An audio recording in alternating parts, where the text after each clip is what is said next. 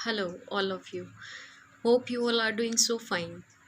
Um, मैं बहुत दिनों बाद एक वीडियो लेके आई हूँ आपके सामने। एक्चुअली आज की जो वीडियो है ना, वो एक बहुत ही कॉमन सा टॉपिक है कि समाज में अपने आप को कैसे इंसान सरवाइव कैसे करे, अपने आप को कैसे कामयाब करे और जो क्रिटिसिज्म है उसको सहन करते हुए, क्रिटिसिज्म से कुछ सीखते हुए आगे कैसे बढ़े। देखिए, एक बात तो आप सब मानते होंगे कि दुनिया में कोई भी ऐसा व्यक्ति नहीं है जो ये बोले कि जी मुझे तो लाइफ में कोई दुख तकलीफ़ ही नहीं है, या मुझे तो हर कोई पसंद ही करता है, मुझे नापसंद कोई करता ही नहीं है। ऐसा तो हो ही नहीं सकता। देखिए, आपके क्रिटिक्स भी होंगे और आपकी तारीफ़ करने वाले भी बहुत से लोग होंगे, लेकिन अब ये डिपेंड आप पर करता है कि आप किसकी बातों को किस तरह से लेते हैं, यानी आप अपनी पॉजिटिविटी को किस तरह से बरकरार रखते हुए दुनिया में आगे बढ़ते हैं। चलिए, एक छोटी सी कहानी मैं शेयर करती हूँ आप लोगों के साथ। एक बार क्या होता है कि एक किसान होता है, वो जब शाम को खेती करके अपने घर लौट रहा होता है तो उसे ऐसा लगता है कि कुछ 4-5 लोग जो उसके पीछे चल रहे थे या जो भी साइड में कहीं खड़े थे उसके बारे में कुछ बातें कर रहे हैं।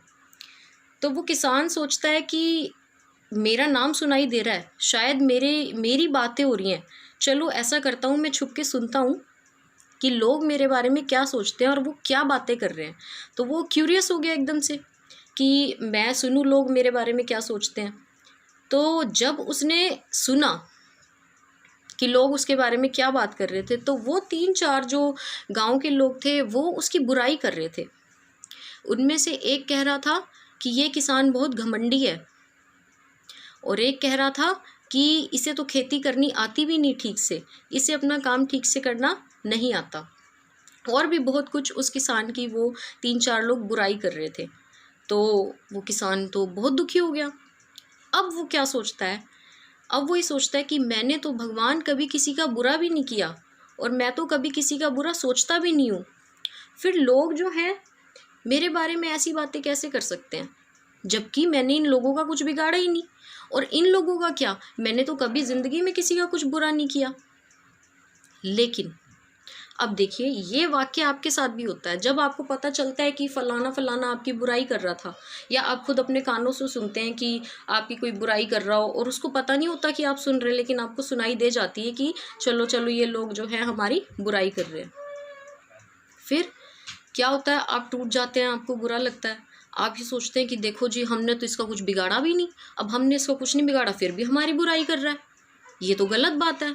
अब आप इसको दुख अपने अंदर लेके बैठ जाते हैं इस बात का कि जो लोग मुझे जो है नापसंद करते हैं, मुझे जो है क्रिटिसाइज़ करते हैं हमेशा। लेकिन चलिए, अब हम आते हैं अपनी जो स्टोरी चल रही थी किसान वाली। अब होता क्या है कि वो किसान बड़ा दुखी होके एक गांव में एक चबूतरा सा जो होता है ना, पेड़ के नीचे बना हुआ, वहाँ बैठ जाता है। तो वहाँ पे एक दूसरा आदमी आता है, उससे पूछता है क्या बात होगी भाई, बड़ा परेशान दिख रहा है। तो वो किसान सारी बात बताता है कि ऐसे ऐसे हुआ, आज जब मैं लौट रहा था खेती करके तो 3-4 लोग ऐसे ऐसे मेरे बारे में बुराई कर रहे थे, अब सब मेरे बारे में बुरा ही सोचते हैं। अब क्या होता है, उस किसान को ऐसा लगता है कि जब भी कहीं उसका नाम आता है ना, या वो अपना नाम सुनता है कहीं पे भी, अब उसको ये विश्वास, उसने अपने मन में ये बात बिठा ली होती है कि लोग जो है मेरी बुराई ही करते हैं, मैं एक बुरा व्यक्ति हूँ। हालांकि मैं बुरा नहीं हूँ, ये मेरा भगवान जानता है, लेकिन जो लोग हैं वो मेरे को बुरा समझते हैं। अब उनकी नज़रों में वो ये सोचता है कि मैं सारी दुनिया की नज़रों में जो हूँ मैं बुरा हूँ, ऐसा सोचता है वो। तो अब वो इस बात को लेके बहुत दुखी है, वो अंदर से टूट गया होता है, टूटा हुआ है। अब वो चाहता है कि इस बात का कोई सोल्यूशन निकले। तो वो जो उसके साथ दूसरा व्यक्ति बैठा होता है, वो उसको कहता है कि ऐसे ऐसे फलानी जगह जा, वहाँ पे एक महात्मा जी हैं, वो तेरी इस समस्या का समाधान करेंगे। तो वो कहता है ठीक है जी, मैं चला जाता हूँ। तो वो किसान उस महात्मा के पास जब जाता है तो वो रात हो जाती है उसे वहाँ पहुँचते हुए।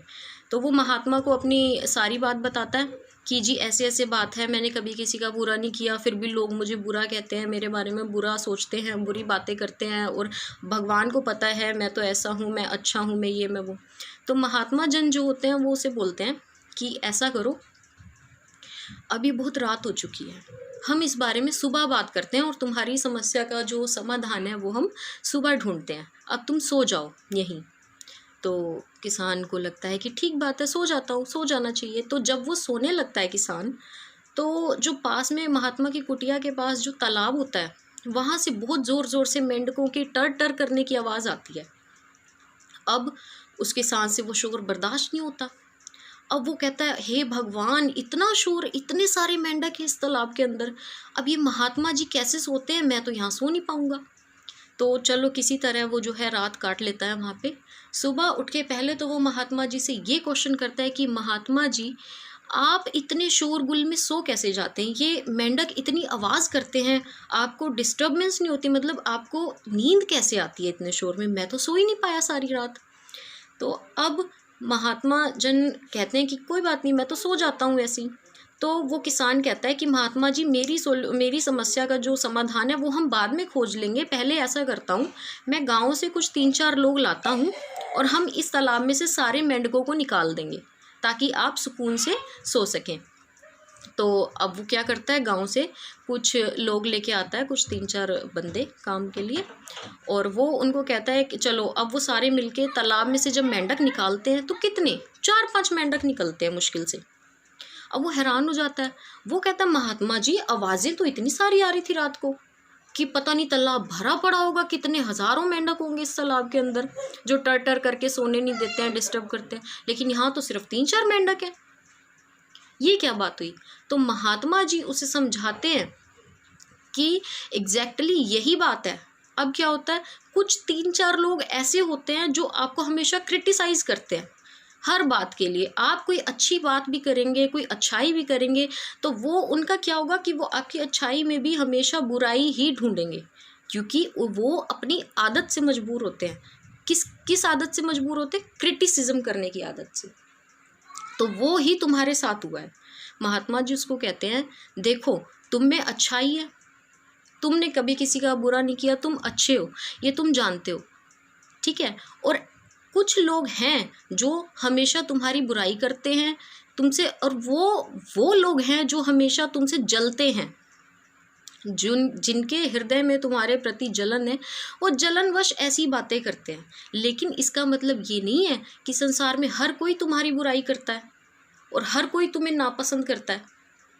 तो अगर आप जीना चाहते हो संसार में निश्चिंत होके और कामयाब होना चाहते हो, तो आप वो जो 3-4 या कुछ लोगों का समूह है ना, जो हमेशा आपकी बुराई करता है और आपको क्रिटिसाइज करता है, उनकी तरफ ध्यान देना छोड़ दीजिए और ध्यान दीजिए अपनी उन अच्छाइयों पर, अपनी उन अच्छी बातों पर और उन लोगों की बातों पर जो आपको बोलते हैं कि वाह आप बहुत अच्छा कर रहे हैं।